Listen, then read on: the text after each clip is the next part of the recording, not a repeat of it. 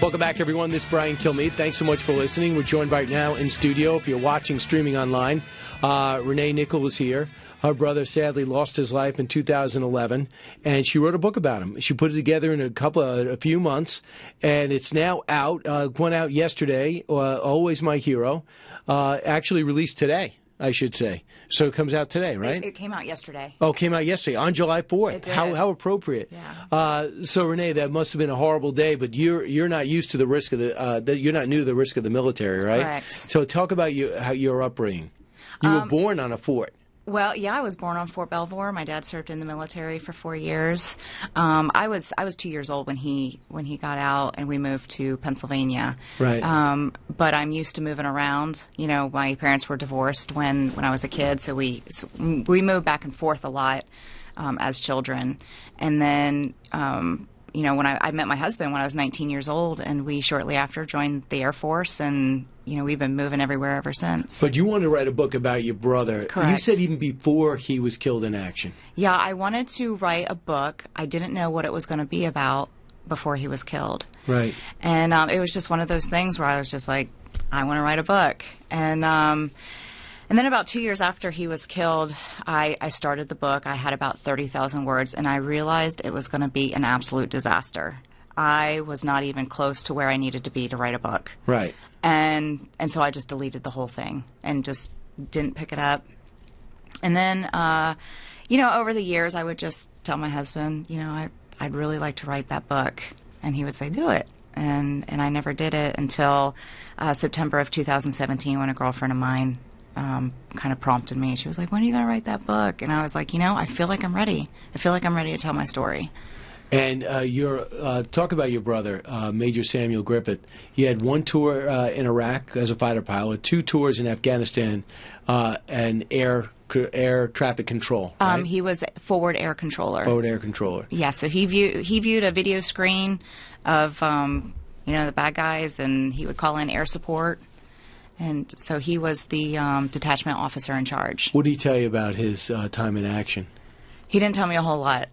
So, as a matter of fact, I really didn't know the dangers that he was in, and I was really ignorant to it. I never worried about him. You know, none of his tours, I just never worried about him. But then at 36 years old, what happened? He was killed. How?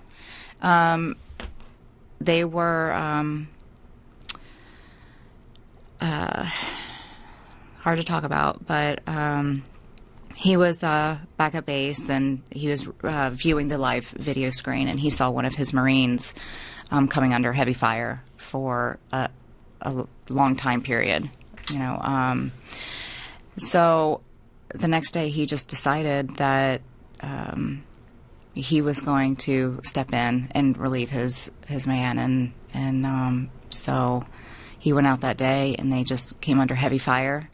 And he was with Sergeant James Winters, and he exposed himself. They didn't know where the enemy fire was coming from, and he exposed himself, which ultimately killed him. But it ended up saving everybody else because they were able to get. Wow! And was that in Afghanistan? It was, yeah. Yeah. And during that period, how were you able to find out details? I didn't really find out a whole lot of details in the beginning.